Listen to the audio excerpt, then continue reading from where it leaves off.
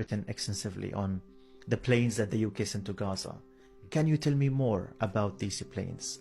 When the genocide started and the savage air campaign started, I had an inkling that maybe they were using RAF Akrotiri to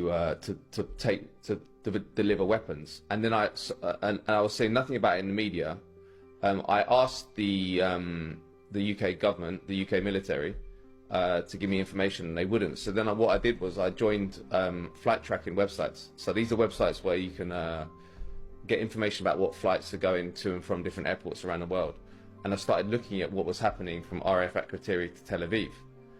And this was the first story I did on this. Was it was about a month in, and I totted up how many flights had gone of a military aircraft, UK, to Tel Aviv, and it was 33, nearly one a day, or actually over one a day.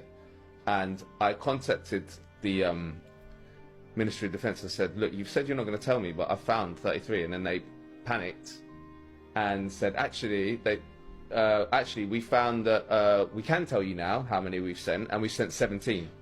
And we published that story that they'd sent 17 military transport vehicles. I should talk about what those military transport vehicles are.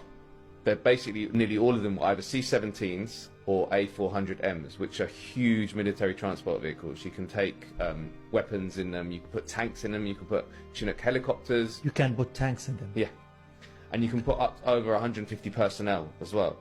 So it makes, and also, very importantly, none of these military transport vehicles had gone from RAF Akrotiri to Tel Aviv before October 7th. Okay. So this was a new dynamic and a new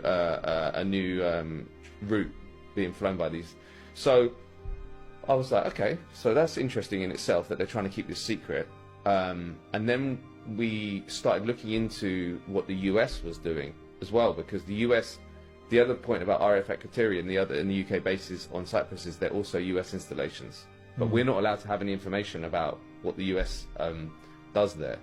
In fact, declassified the previous year when I went there, one of the stories I did was to reveal for the first time how many US airmen are on RAF Akrotiri. It's 129, and a whole US spy force is based there as well. But anyway, so I started asking them again. Okay, you're now telling us that you sent the RAF has sent 17 military transport flights. What about the US Air Force? Are they using RAF Akrotiri, UK territory, to send weapons and bombs for the F-35s, F-16s that they're using in Gaza? And they wouldn't provide any information again.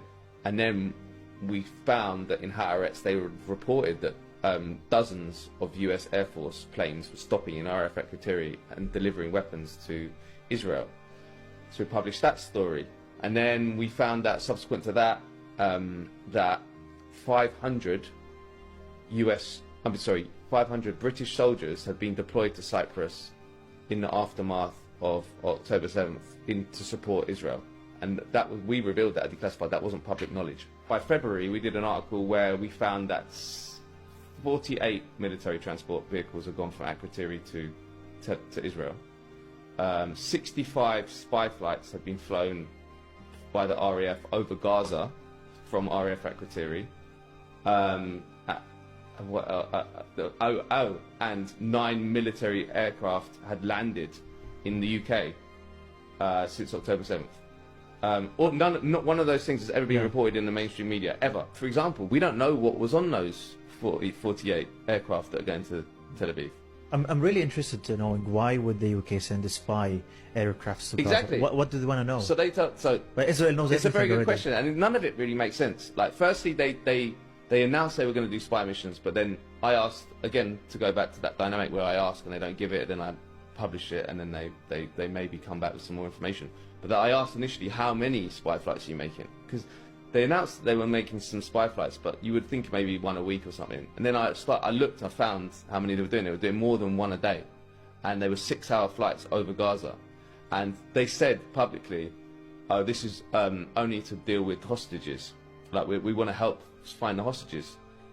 I'm like, there's only 2 British hostages that are with Hamas.